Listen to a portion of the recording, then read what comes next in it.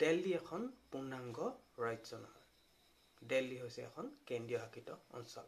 এখন ৰাজ্য আৰু কেন্দ্ৰীয় শাসিত অঞ্চলৰ মাজত যথেষ্ট পাৰ্থক্য আছে। জম্মু এণ্ড কাশ্মীৰ প্ৰথমতে এখন ৰাজ্য আছিল, কিন্তু 2019 চনত জম্মু এণ্ড কাশ্মীৰত দুখন ইউনিয়ন টেৰিটৰী, দুখন কেন্দ্ৰীয় শাসিত অঞ্চললৈ বিভক্ত কৰে। নমস্কাৰ। ৰিচেণ্টলি দিল্লী গভৰ্ণমেণ্টৰ এছেম্বলি ইলেকশ্যন হৈ গৈছে। এই এছেম্বলি ইলেকশ্যনৰ টোটেল চিট আছিলে 70।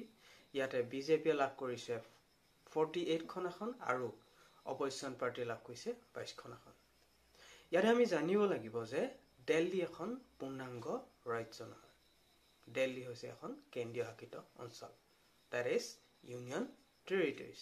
এখন ৰাজ্য আৰু কেন্দ্ৰীয় শাসিত অঞ্চলৰ মাজত যথেষ্ট পাৰ্থক্য আছে। আমি জানো যে ভাৰতত 8খন কেন্দ্ৰীয় শাসিত অঞ্চল আছে।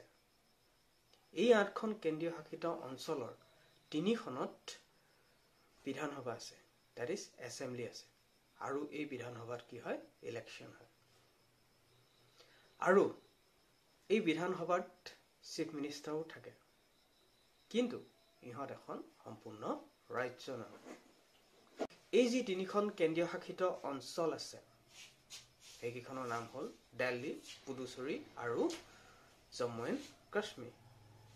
জম্মু এণ্ড কাশ্মীৰ প্ৰথমতে এখন ৰাজ্য আছিলে, কিন্তু 2019 চনত জম্মু এণ্ড কাশ্মীৰত দুখন ইউনিয়ন টেৰিটৰী, দুখন কেন্দ্ৰীয় শাসিত অঞ্চললৈ বিভক্ত কৰে।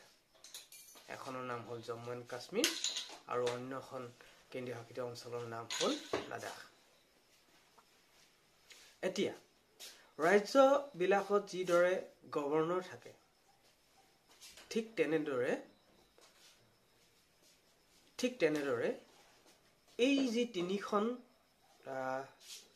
তিনিখন কেন্দ্ৰীয় শাসিত অঞ্চল, যাৰ নেকি নিজৰ বিধানসভা আছে, সেইকেইখনৰ থাকে লিউটেনেণ্ট গভৰ্ণৰ।